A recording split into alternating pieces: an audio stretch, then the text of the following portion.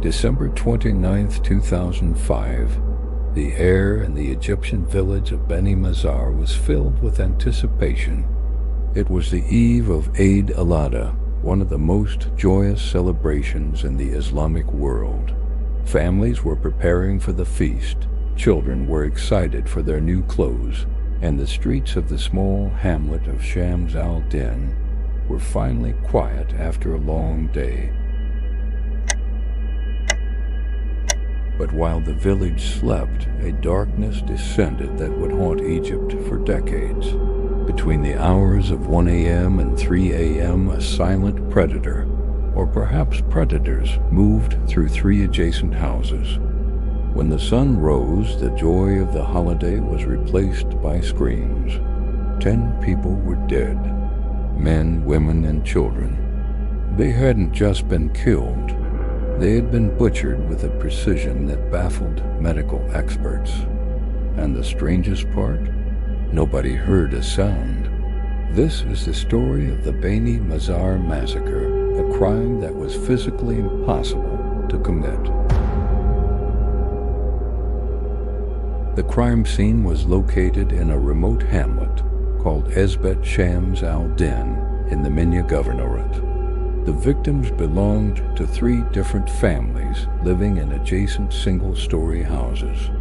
The first victim discovered was a lawyer named Taha, but as neighbors and police checked the surrounding homes, the scale of the horror became clear. In total, 10 bodies were found. The victims ranged from adults to young children. But it wasn't the number of victims that terrified the investigators, it was the method. The killer didn't just stab wildly. The forensic reports revealed something chilling. The victims were killed by throat slits so deep they were nearly decapitated. But after death, the killer took their time. The perpetrator had performed surgical removals of specific organs. The reproductive organs of the victims were removed with the skill of a surgeon or an expert butcher. There was no chaotic struggle. It was clean. It was calculated. And chillingly, next to some of the bodies, police found slaughtered pigeons, birds that had been killed and left at the scene, adding a bizarre ritualistic element to the carnage.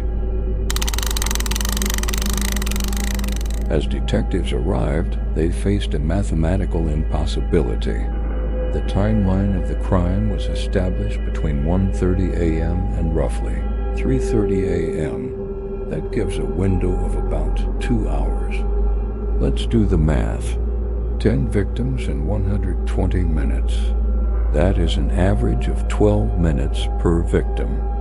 In those 12 minutes, the killer had to enter the house silently, subdue the victim without waking the others, perform the killing, perform the complex surgical mutilation, clean up enough to move to the next house, and evade detection. Forensic experts later testified that the surgical procedures alone would take a professional doctor much longer than the time available.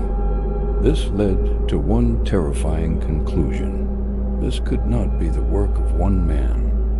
It had to be a team of highly trained killers moving in silence. The public was in a panic. The media was demanding answers. The police were under immense pressure to solve the case before the holiday ended, and they found their suspect. His name was Muhammad Ali Abdelatif. He was a 27-year-old local resident known to suffer from mental health issues, specifically psychosis. He was an easy target. He was odd, he was a loner, and he lived nearby. Police announced that Muhammad had confessed. They claimed they found a galabia, a traditional robe with bloodstains. The narrative was set. The madman of Bani Mazar had snapped. But as the case went to court, the story fell apart. Defense lawyers pointed out glaring inconsistencies. First, the footprints found at the crime scene did not match Muhammad's foot size.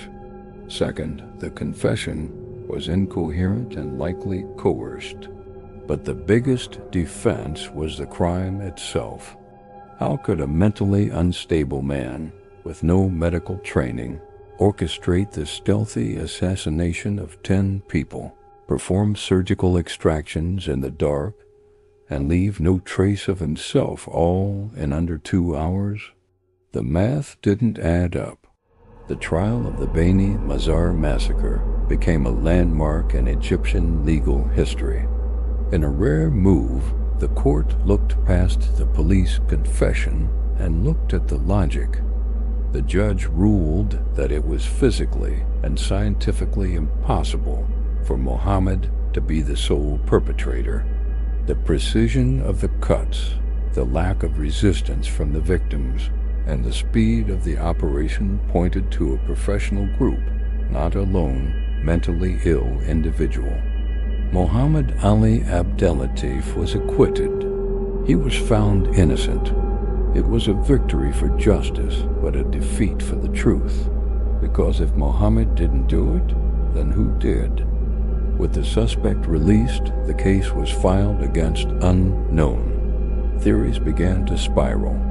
Today, the house in Beni Mazar stands as a silent witness to a night of absolute horror.